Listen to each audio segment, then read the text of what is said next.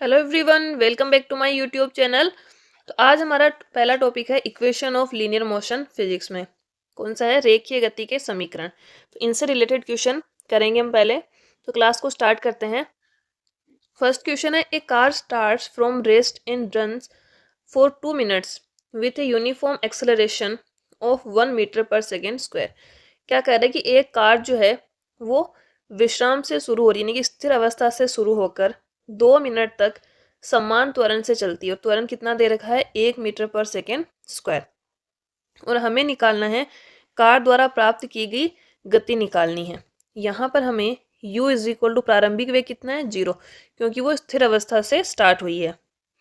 a हमें दिया है 1 मीटर पर सेकेंड स्क्वायर और t कितना दे रखा है? 2 मिनट।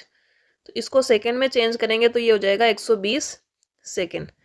अब यहाँ पर हम यूज करेंगे गति का पहला समीकरण। गति का पहला समीकरण। और गति का पहला समीकरण क्या कहता है? First equation of motion v is equal to u plus a t. ये गति का पहला समीकरण है। तो यहाँ से v हमें निकालना है। u 0 है हमारे पास, a की वैल्यू 1 है और टाइम कितना है? 120। तो यहाँ से v कितना आ जाएगा? 120 मीटर पर सेकेंड। तो कौन सा ऑप्शन हो जाएगा? Option B. नेक्स्ट है, a boat starting from rest on a lake in a straight line at constant acceleration rate of 3 metre per second square. How far does the boat travel during this time. इसमें क्या कहा है कि एक नाव है जो कि स्थिर अवस्था से शुरू होती है, यानी कि u इज इक्वल टू कितना है? 0। और वो सीधी रेखा में 3 मीटर पर सेकेंड स्क्वायर के समान त्वरण से चलती है। एक्सेलरेशन कितना दिया है? 3 मीटर पर सेकेंड स्क्वायर। और 8 सेकेंड का दिया है समय, t is equal to 8 second. और ये पूछ रहा है कि इस समय के दौरान नाव ने कितनी दूरी तय की। तो इसमें हम समीकरण यूज करेंगे s is equal to u t plus half a t square. ये हमारा गति का समीकरण हम यूज करेंगे इसमें। यहाँ पर s क्या है? s है दूरी। दूरी को डिनोट किया गया s से। तो s निकालने के लिए यहाँ से u 0 है, तो 0 गुणा 8 प्लस 1/2 इंटू ए की वैल्यू 3 है और t की वैल्यू कितनी है? 8। तो ये वाली वैल्यू तो 0 हो जाएगी और यहाँ से इसको कैंसिल आउट करेंगे तो ये 4 और 4 गुना 3 12। तो यहाँ पर t स्क्वायर है तो ये हो जाएगा 8 गुना 8।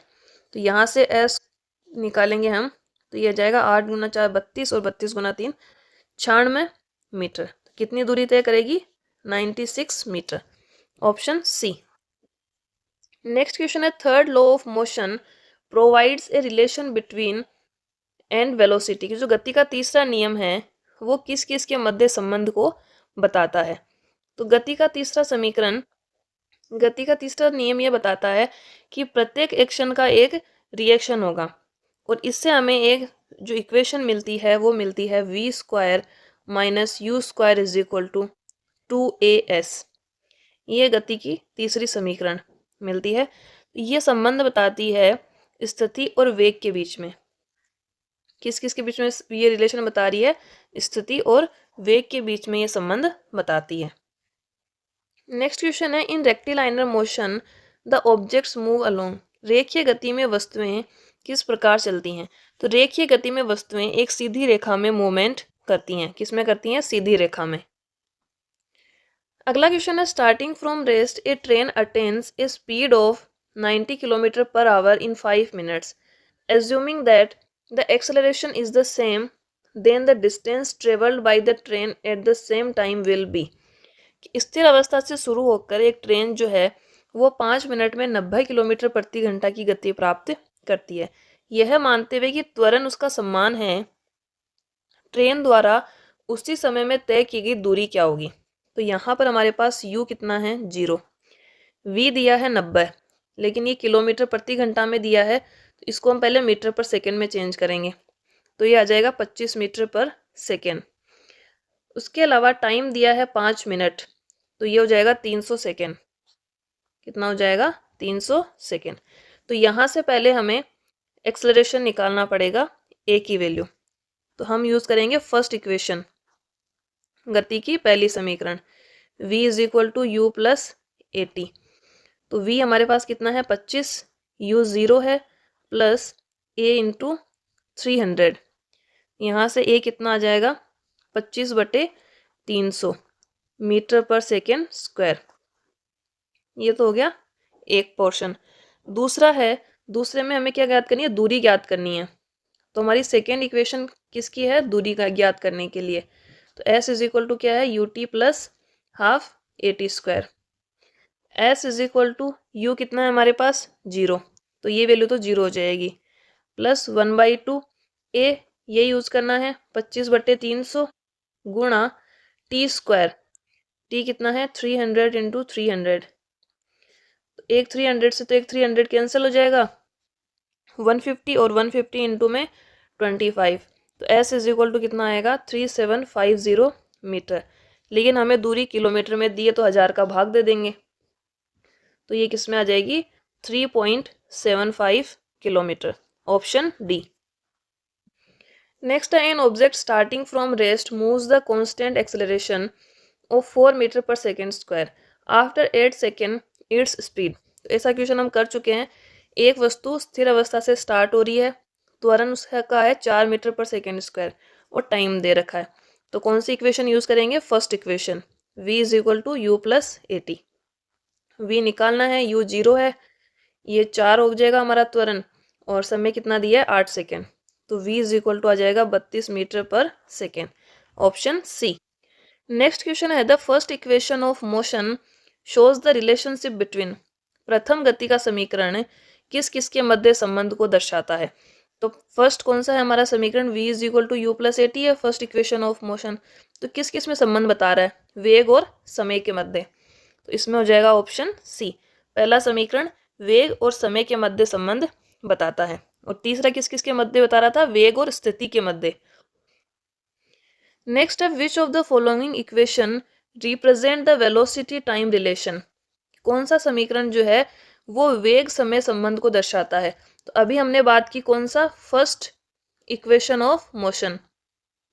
गति का जो पहला समीकरण है वो वेग और समय के मध्य संबंध को दर्शाता है। तो इनमें से गति का पहला समीकरण कौन सा है, ये तो दूसरा है, और 2as is equal to v square minus u square ये थर्ड इक्वेशन है, ये कौन सी है सेकेंड, और v is equal to u plus a t, तो ये हो जाएगी फर्स्ट इक्वेशन। नेक्स्ट क्वेश्चन है which of the following equations shows the relation of position velocity. कौन सा समीकरण स्थिति और वेग के संबंध को दर्शाता है। तो स्थिति और वेग के संबंध को कौन सा दर्शाता है, third equation of motion, third equation of motion. पहले ये क्वेश्चन हम कर चुके हैं, उसमें ये पूछा था कि जो तीसरा गति का समीकरण है वो किसके मध्य संबंध दर्शाता है, और इसमें यह पूछ लिया है कि स्थिति और वेग के मध्य संबंध कौन दर्शाता है। तो गति का तीसरा समीकरण हम जानते हैं 2as is equal to v square minus u square, तो इसमें हो जाएगा ऑप्शन बी। नेक्स्ट है the second equation of motion gives the relation between and time. जो दूसरा गति का समीकरण है वो समय और किसके मध्य संबंध को दर्शाता है। तो गति का दूसरा समीकरण हमारा क्या है, s is equal to u plus half u t plus half a t square.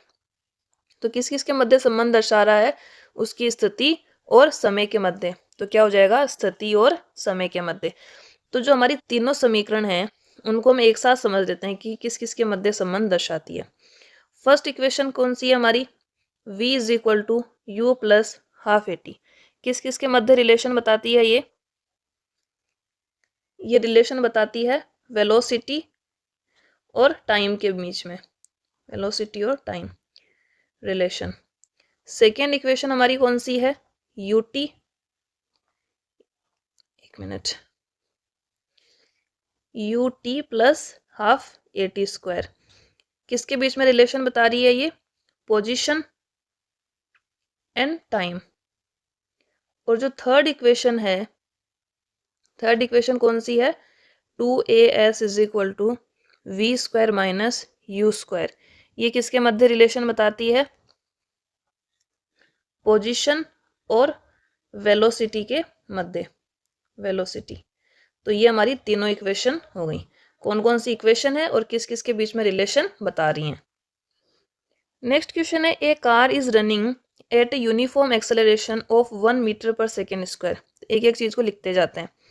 त्वरण कितना बता रहा है, 1 मीटर पर सेकेंड स्क्वायर। इतने त्वरण से वो जो कार है गति कर रही है। उसके बाद in 5 second it accelerates from 5 metre per second to 10 metre per second. समय कितना, 5 सेकेंड। और यू कितना दिया है कि उसका प्रारंभिक वेग है 5 metre per second. 5 metre per second से वो 10 मीटर पर सेकेंड का वेग प्राप्त कर लेती है 5 सेकेंड में। उसके बाद पूछ लिया है दूरी, कि दूरी बताइए कितनी इसने तय करी है इतने समय में। तो दूरी किससे निकालेंगे, गति के दूसरे समीकरण से, ut प्लस हाफ at²। तो यहाँ से हो जाएगा 5 × 5 प्लस 1/2 × 1 × 10 × में 10। तो ये कितना हो जाएगा 25 प्लस, इसमें हमें यहाँ पर लेना था टाइम, 1 × 5 × 5। तो ये भी हो जाएगा 25/2, तो ये हो जाएगा 12.5। तो कितना आएगा 37.5 मीटर। Option B. नेक्स्ट है, with respect to the equations of motion which of the following is incorrect. गति समीकरणों के संदर्भ में निम्नलिखित में से कौन सा कथन या कौन सा इक्वेशन जो है वो गलत है। फर्स्ट दे रखा है 2as is equal to u² - v²। तो यहाँ पर ये गलत दे रखा है। क्या होता है, v² - u² होता है। तो इसमें हमारा पहला ऑप्शन इसमें सही हो जाएगा। इसमें जो इक्वेशन है वो गलत दे रखी है। नेक्स्ट क्वेश्चन है, which one of the following is the equation of position time relationship. निम्नलिखित में से कौन सा समीकरण स्थिति और समय के मध्य संबंध को दर्शाता है। तो स्थिति और समय के मध्य संबंध दर्शाता है सेकेंड इक्वेशन ऑफ मोशन। तो सेकेंड इक्वेशन दे रखी है हमें ऑप्शन डी में, s is equal to ut plus half at²। Next है, if a car at rest accelerates uniformly to a speed of 144 kilometre per hour in 20 second, then it covers a distance of. क्या दिया है, v दिया है 144 kilometre प्रति घंटा। इसको 5/18 से मल्टीप्लाई करके मीटर पर सेकेंड में चेंज कर लेंगे। और समय दिया है 20 second, t is equal to 20 second, u is equal to 0 है क्योंकि स्थिर अवस्था से स्टार्ट हो रही है। तो सबसे पहले हम फर्स्ट इक्वेशन लगाएंगे। यहाँ से हमें ये हो जाएगा v is equal to u plus at। तो v कितना है, तो यहाँ से हमारा ये 8 बार चला गया और 8 पंजो 40, तो v हो गया 40। u 0 है प्लस a इंटू में t कितना है 20 सेकेंड। तो a यहाँ से कितना आ जाएगा 2 मीटर पर सेकेंड स्क्वायर। और निकालना क्या है, हमें दूरी कितनी तय की है वो निकालनी है। तो s इज इक्वल टू क्या होता है ut प्लस हाफ at²। तो s is equal to u 0 है तो ये वाली वैल्यू तो 0 हो जाएगी, प्लस 1/2 इंटू में a कितना है 2, t कितना है 20 सेकेंड, तो 20 इंटू 20। तो s इज इक्वल टू कितना आ जाएगा 400 metre. Option A. Next question दिया है, an object with a mass of 1 kg is moving towards east with a uniform velocity of 2 metre per second. एक वस्तु है जिसका द्रव्यमान हमें 1 किलोग्राम दिया है और वो पूर्व की दिशा में 2 मीटर प्रति सेकेंड की समान गति से चल रही है। वेलोसिटी कितनी दी है 2 मीटर पर सेकेंड।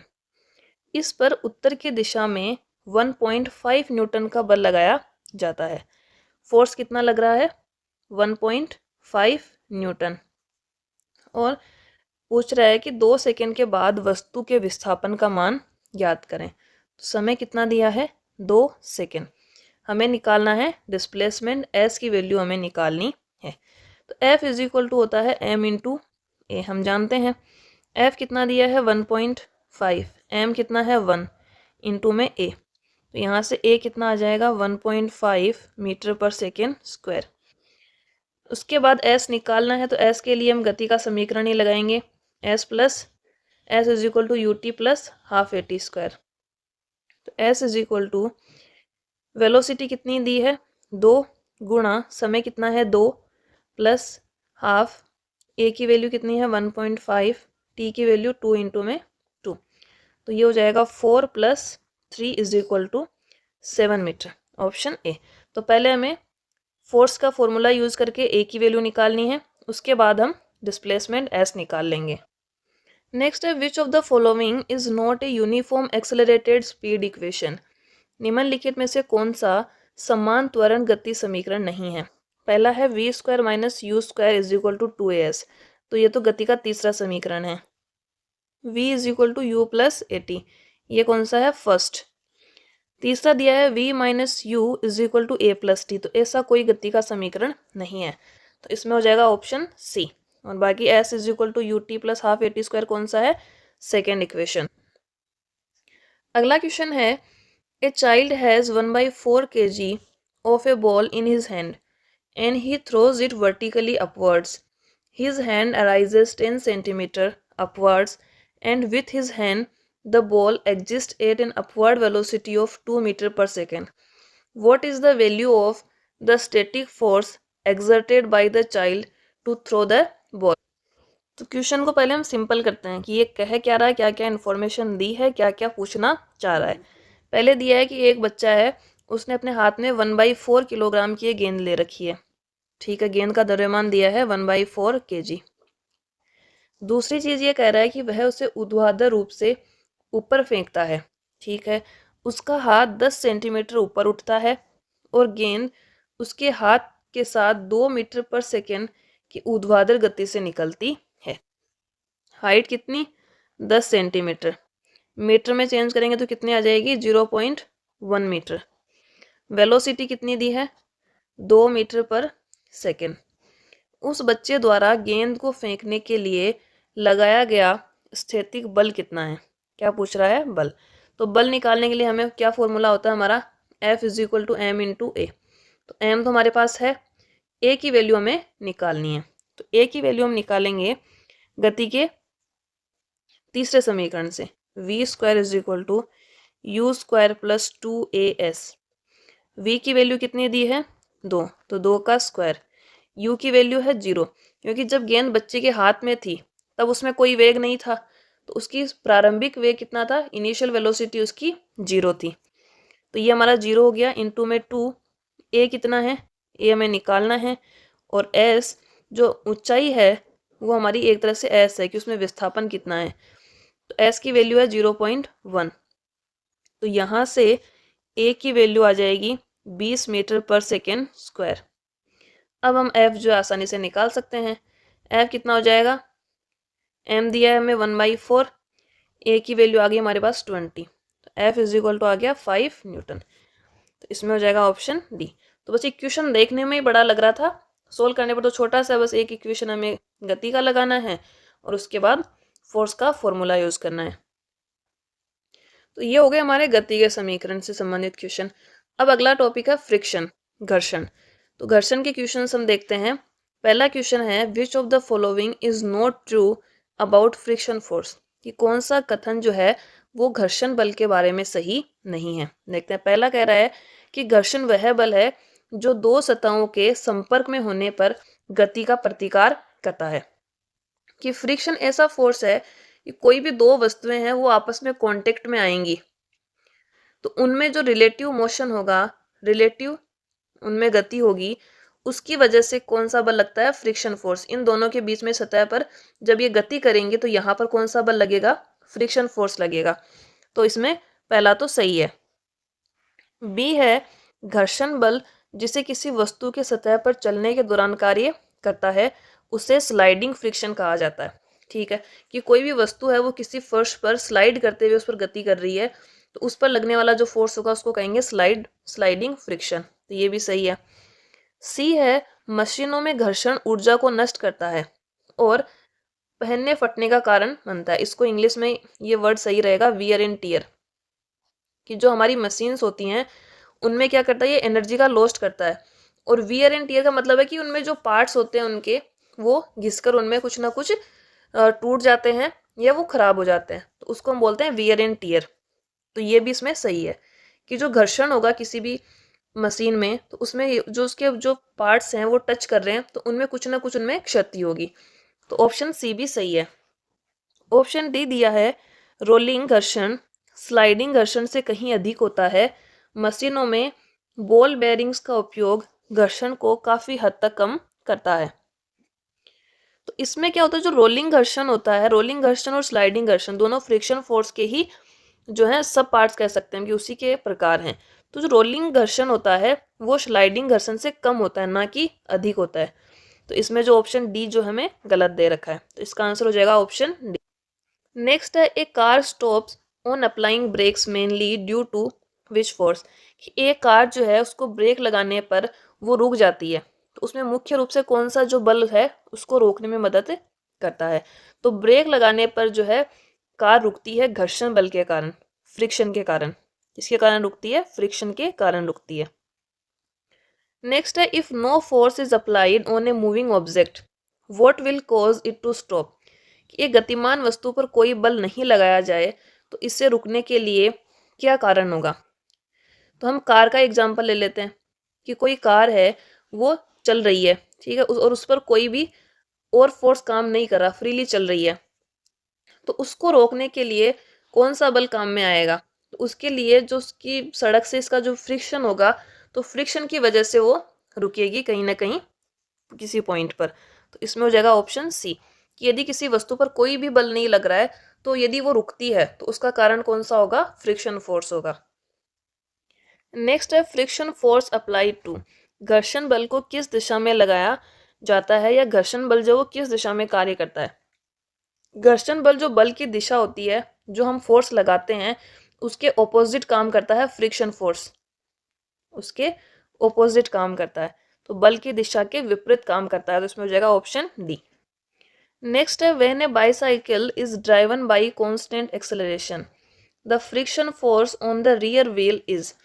जब एक साइकिल स्थिर त्वरण से चल रही होती है तो पिछले पहिए पर घर्षण बल किस दिशा में होगा। तो जब कोई साइकिल चल रही है तो उसका पहिया क्या कर रहा है, आगे की तरफ मूव कर रहा है। पहिया क्या कर रहा है, आगे की तरफ मूव कर रहा है, तो फोर्स किस तरफ लग रहा है, इस तरफ। तो इस पर फ्रिक्शन फोर्स किस तरफ लगेगा, इस जो ये हम बल लगा रहे हैं उसके ऑपोजिट डायरेक्शन में। तो घर्षण बल लगेगा पीछे की तरफ, किस तरफ लगेगा, पीछे की दिशा में। नेक्स्ट है the characteristics of are used in the braking pads of car. किन विशेषताओं को कार के ब्रेक पैड में उपयोग किया जाता है। तो ब्रेक पैड में एक तो हम फ्रिक्शन फोर्स का यूज करते हैं। अब फ्रिक्शन फोर्स का कौन सा इफेक्ट यूज किया जाएगा, फ्रिक्शन फोर्स का जो पॉजिटिव इफेक्ट है वो यूज करते हैं हम ब्रेक पैड में। कौन सा, पॉजिटिव इफेक्ट, जो कि उसकी सापेक्षिक गति का विरोध करता है, ठीक है। नेक्स्ट है the work done by the force of friction is. घर्षण बल द्वारा किया गया कार्य किस प्रकार का होता है। तो घर्षण बल के द्वारा किया गया कार्य हमेशा नकारात्मक होता है। नकारात्मक क्यों होता है, क्योंकि ये जो फोर्स लग रहा है हमेशा उसके ऑपोजिट डायरेक्शन में लगता है। तो ये जब ऑपोजिट डायरेक्शन में होगा तो ये हमेशा नकारात्मक कार्य करेगा। कौन सा करता है, हमेशा नकारात्मक।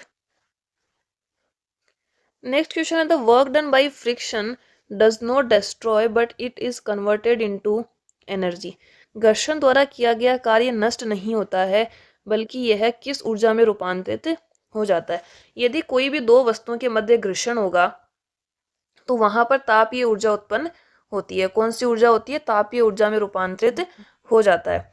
फॉर एग्जाम्पल जैसे कि हम अपने हाथों को रब करते हैं, जो अपने हाथों को रब करते हैं उनके बीच में भी फ्रिक्शन फोर्स लगता है, और जब हम हाथों को रब करते हैं तो थोड़ी देर बाद में हमें उनमें गर्माहट महसूस होती है। तो वहां पर कौन सी ऊर्जा जनरेट हो रही है, तापीय ऊर्जा। अब हम क्वेश्चंस करेंगे सिंपल हार्मोनिक मोशन के या रोटेशनल मोशन के, सरल आवर्त गति या घूर्णन गति। तो इसमें पहला क्वेश्चन है the pendulum acts like a harmonic oscillator so it is used. पहली बात तो हम बात करें हार्मोनिक ऑसिलेटर क्या होता है। हार्मोनिक ऑसिलेटर उसमें क्या होगा कि कोई एक पिंड है, कोई भी वस्तु है, वो समान समय अंतराल में एक ही निश्चित पथ पर बार बार अपनी गति को दोहरा रहा है। किसको दोहरा रहा है, बार बार एक ही जो है गति पर वो जो है बार बार उसी पर गति कर रहा है एक निश्चित पथ पर। तो उसको हम कहते हैं सरल आवर्त गति या हार्मोनिक ऑसिलेशन। तो इसका उदाहरण है जो ग्रैंडफादर्स, वो जो पुरानी जो घड़ियां होती थी उनमें एक पेंडुलम लगा होता था, और वो एक निश्चित पथ पर वो है इस प्रकार से गति करता रहता। तो कौन सा हो जाएगा इसमें? Option A. नेक्स्ट है when the car takes a turn what is the force that pushes us outwards, कि जब एक कार मोड़ लेती है तो वह कौन सा बल है जो हमें बाहर की ओर धकेलता है। तो इसमें क्या होता है कि जब हम ये मान लें कि ये कोई मोड़ है, इस पर कोई कार चलेगी, तो इसमें क्या होगा, बाहर की तरफ एक बल लगता है। किधर की तरफ लगेगा? बाहर की तरफ एक फोर्स लगता है, उसकी वजह से हमें बाहर की तरफ धक्का लगता है। तो ये कौन सा बल हो जाएगा? ये होता है, तो ये हो जाएगा केंद्र अपसारक या सेंट्रीफ्यूगल फोर्स, कि केंद्र से बाहर की तरफ हमें उससे दूर जो है बल लग रहा है, केंद्र से दूर जा रहे हैं। तो ये कौन सा हो जाएगा? सेंट्रीफ्यूगल फोर्स लगता है इसमें जब कार मोड़ लेती है। नेक्स्ट है the process of separating cream from the milk use in dairy is called. दूध से मलाई अलग करने की प्रक्रिया को क्या कहा जाता है? तो दूध से मलाई अलग करने के लिए भी सेंट्रीफ्यूगल फोर्स यूज होता है। कौन सा होता है? सेंट्रीफ्यूगल, अपकेंद्रीकरण। तो इसमें हो जाएगा ऑप्शन सी। अगला क्वेश्चन है when an object produces uniform circular velocity which of the following changes, कि जब एक वस्तु समान वर्तीय वेग उत्पन्न करती है तो निम्नलिखित में से क्या बदलता है? तो जब कोई वस्तु समान वर्तीय वेग से गति कर रही है तो उसका द्रव्यमान तो सेम रहेगा, उसके द्रव्यमान में कोई परिवर्तन नहीं होगा। और जब वो समान वेग उत्पन्न कर रही है तो उसकी गति में भी कोई परिवर्तन नहीं होगा, स्पीड में, और ना ही उसके मोमेंटम में कोई फर्क आएगा। किस में परिवर्तन होगा? सिर्फ उसके डायरेक्शन में चेंज होगा। तो किस में चेंज होगा? सिर्फ दिशा में चेंज होता है। नेक्स्ट क्वेश्चन है motion of A spinning top is an example of, कि जो लट्टू होता है उसको घुमाना किसका एक उदाहरण है? तो कोई भी वस्तु है वो यदि वर्तीय गति कर रही है तो उस पर एक फोर्स लगता है और वो उसके केंद्र की तरफ लगता है, केंद्र की तरफ लगता है। और केंद्र की तरफ लगने वाले बल को हम कहते हैं केंद्राभिमुखी बल, सेंट्रीपिटल फोर्स, केंद्र अभिमुख बल। इसमें हो जाएगा ऑप्शन ए। तो लट्टू को घुमाना किसका एग्जाम्पल है? सेंट्रीपिटल फोर्स का, केंद्र अभिमुखी बल का एग्जाम्पल है। नेक्स्ट है the functions of the pendulum clock of a very old model was completely, कि जो पुराने मॉडल की पेंडुलम घड़ियाँ होती थी वो पूरी तरह से किस पर आधारित होती थी? तो वो पूरी तरह से यांत्रिक पद्धति पर आधारित होती थी, कंप्लीटली मैकेनिकल होती थी, इलेक्ट्रिकल नहीं होती थी। तो कौन सा हो जाएगा? यांत्रिक। अगला क्वेश्चन है what force acts in a roller coaster ride, एक रोलर कोस्टर सवारी में कौन सा बल कार्य करता है? तो जो रोलर कोस्टर होता है उसमें लगता है केंद्र की तरफ, किधर लगता है? केंद्र की तरफ फोर्स लगता है। तो कौन सा हो जाएगा? अभिकेंद्रीय बल, सेंट्रीपिटल फोर्स, ऑप्शन बी। तो सेंट्रीपिटल फोर्स हमने एक और कहाँ देखा था? लट्टू को घुमाने में भी सेंट्रीपिटल फोर्स यूज होता है, और रोलर कोस्टर में भी कौन सा बल लगता है? सेंट्रीपिटल, अभिकेंद्रीय बल। नेक्स्ट है if a body moves on A curved path in transformed motion this motion will be called, कि कोई एक वस्तु है वो परिवर्तित गति में एक वक्र पथ पर चलती है तो इसे क्या कहा जाएगा? तो इसको हम कहेंगे वक्र रेखीय गति। कौन सी कहेंगे? वक्र रेखीय गति। नेक्स्ट क्वेश्चन है the required fixed force to drive a body in uniform circular motion is called, एक वस्तु को समान वर्तीय गति में चलाने के लिए आवश्यक निश्चित बल को क्या कहते हैं? तो कोई भी वस्तु है उसको समान वर्तीय गति में चलाने के लिए उसमें केंद्र की तरफ फोर्स लगता है, किधर लगता है? केंद्र की तरफ, और इसको हम कहते हैं अभिकेंद्रीय बल। कौन सा कहेंगे? अभिकेंद्रीय बल, सेंट्रीपिटल फोर्स कहते हैं। और इसका फॉर्मूला होता है mu²/r। तो ये हो जाएगा सेंट्रीपिटल। ये इसमें हिंदी ट्रांसलेशन में गलत हो गया है, ये है अभिकेंद्रीय बल। कौन सा है? अभिकेंद्रीय, सेंट्रीपिटल फोर्स। और इसका फॉर्मूला क्या होता है? mu²/r। तो कोई भी वस्तु है उसको समान वर्तीय गति में चलाने के लिए एक निश्चित बल की आवश्यकता होती है जो कि केंद्र की तरफ लगता है, और वो कौन सा होता है? अभिकेंद्रीय बल। नेक्स्ट है when an object rotates eight uniform circular motion which of the following changes at each point, जब एक वस्तु समान वर्तीय गति में घूमती है तो प्रत्येक बिंदु पर निम्नलिखित में से क्या बदलता है? जब कोई वस्तु वर्तीय पथ पर घूर्णन करती है तो उसका प्रत्येक बिंदु पर उसका वेग अलग अलग होता है। तो क्या हो जाएगा इसमें? ऑप्शन बी, वेग। नेक्स्ट है if the length of a simple pendulum is increased then its time period. यदि एक साधारण पेंडुलम की लंबाई बढ़ाई जाती है तो इसका समय काल किस प्रकार बदलेगा। तो एक पेंडुलम का समय काल या हम कहें आवर्तकाल टी होता है 2π√L/g। तो इसमें क्या हो रहा है कि यदि जो इसका आवर्तकाल है टी वो √L के समानुपाती है, तो यदि L बढ़ेगा, उसकी लंबाई बढ़ेगी, तो उसका समय काल भी बढ़ेगा, क्योंकि ये इसके अंडर रूट के प्रोपोर्शनल में है। तो इसमें हो जाएगा ऑप्शन ए। यदि किसी पेंडुलम की हम लंबाई बढ़ाएंगे तो उसका आवर्तकाल भी बढ़ जाएगा। नेक्स्ट है which of the following is not true for an oscillator, कि एक ऑसिलेटर या दोलक के लिए कौन सा कथन सही नहीं है। पहला है कि इनके जो सिग्नल होते हैं वो साइन वेव हो सकते हैं, तो ये इसमें सही है, क्योंकि एक जो इलेक्ट्रिक ऑसिलेटर है वो क्या होगा, उसमें जो सिग्नल उत्पन्न किए जाएंगे वो या तो साइन वेव हो सकते हैं, या तो साइन वेव होंगे या स्क्वायर वेव होंगे, लेकिन वो सेमी स्क्वायर वेव नहीं होते हैं। तो साइन वेव हो सकते हैं, इसके सिग्नल स्क्वायर वेव हो सकते हैं, ये भी सही है। सी है कि जो उसके संकेत हैं वो सेमी स्क्वायर वेव हो सकते हैं, तो ये इसमें गलत दे रखा है, तो इसमें हो जाएगा ऑप्शन सी।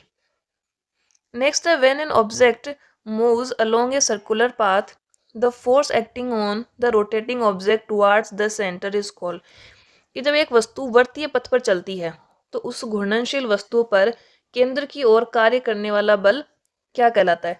तो केंद्र की ओर लगने वाला बल कौन सा होता है, सेंट्रीपिटल फोर्स, केंद्र अभिमुख बल, केंद्र अभिमुख, कि उसका मुख किसकी तरफ है, केंद्र की तरफ, तो अंदर की तरफ बल लग रहा है, केंद्र अभिमुख बल, ऑप्शन सी। नेक्स्ट है what is the time taken by an oscillator to complete an amplitude, एक ऑसिलेटर या दोलक द्वारा एक आयाम पूरा करने के लिए लिया गया समय क्या कहलाता है। तो एक ऑसिलेटर द्वारा उसका एक आयाम पूरा करने के लिए लिया गया समय कहलाता है पीरियोडिक या आवधिक। क्या होता है, पीरियोडिक या आवधिक, या इसको आवर्तकाल भी बोलते हैं। क्या बोलते हैं, आवर्तकाल। एक आयाम को पूरा करने में लगा गया समय क्या होता है, आवर्तकाल। नेक्स्ट है the gravitational force of attraction between A satellite and the earth accelerates, एक उपग्रह है और पृथ्वी के बीच आकर्षण का गुरुत्वाकर्षण बल किसको त्वरित करता है। ये पूछ रहा है कि एक तो हमारी अर्थ है, पृथ्वी है, और उसके जो उपग्रह हैं उनके मध्य कौन सा बल कार्य करेगा। एक तो गुरुत्वाकर्षण बल लग रहा है, उसके अलावा जो सैटेलाइट हैं वो पृथ्वी के चारों ओर समानवर्तीय गति में गति कर रहे हैं। तो जब वो समानवर्तीय गति में गति कर रहा है तो उसमें केंद्र की तरफ एक बल लगेगा, क्योंकि समानवर्तीय गति करने के लिए एक निश्चित बल लगता है, वो कौन सा होता है, अभिकेंद्रीय बल। तो कौन सा बल लगेगा इसमें, अभिकेंद्रीय बल इसमें लगता है। नेक्स्ट है the speed of the boy sitting on the swing is, झूले पर बैठे लड़के की गति किस प्रकार की होगी। तो झूले पर कोई लड़का बैठा है तो झूला जो है एक दोलनी गति करता है, एक निश्चित पथ पर जो है वो अपनी गति करता है। तो कौन सी गति कर रहा है, वो आवर्त गति कर रहा है, तो इसमें हो जाएगा ऑप्शन डी।